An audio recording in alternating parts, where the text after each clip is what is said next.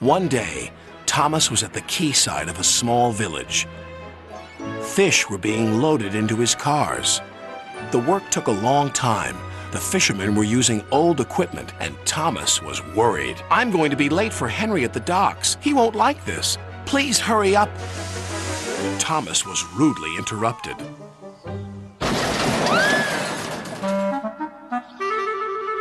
His driver and fireman laughed. "Phew," sniffed Thomas. "What a pong!" He was glad when they were speeding along the beautiful coastal run. Then they saw a man waving a red flag. "What's the matter now?" "High tides are damaging the track," reported the man. "I've marked the spot." "We'll go and inspect," said the driver.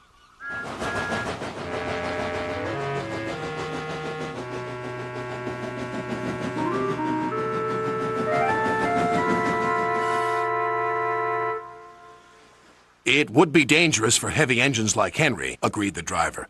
"But for Thomas, it's safe enough." The guard left a red oil lamp by the damaged track to warn engines. "When we get to the docks, I'll tell them to close the line."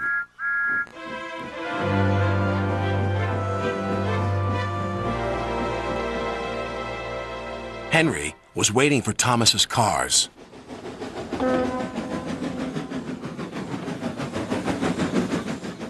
"Pah! You're late, and that smell is making me ill." "It's the fish," replied Thomas, "and there's danger on the rails. That's why we're late." "Ha! You're the only danger on the rails, Thomas. Now stop wasting time and get your cars hitched to my train." Thomas's driver and fireman were in the yardmaster's office when they heard Henry's whistle. He was steaming out of the station with his long, heavy train called the Flying Kipper.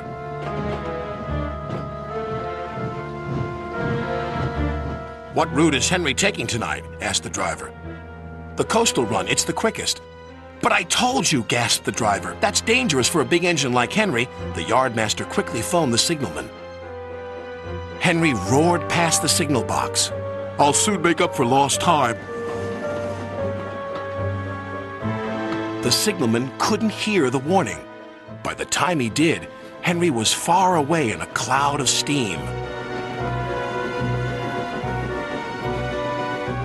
But when Henry reached the coastal track, his hopes for a fast run were dashed. Fog floated everywhere.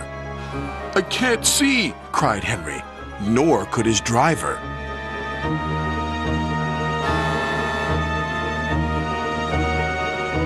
And when he could, it was too late.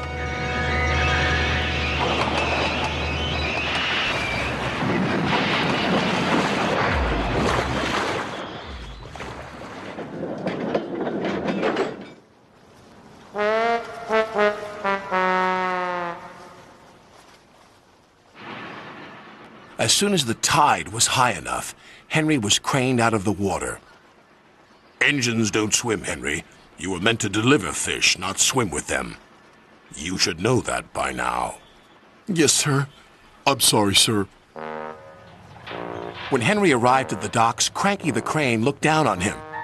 My, Henry, I expect you'll have some fishy tales to tell. But take my advice. Have a long hose down first." But there was worse to come. "Look, they've caught all this fish and a green whale, too." "It's not a whale, it's a monster." Henry was most upset. Thomas now felt sorry for Henry. "Come on, your driver says it's time for a nice washdown. Then you'll feel much better." And Henry did.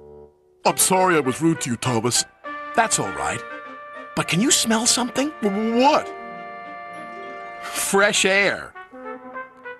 "Oh, yes," replied Henry happily.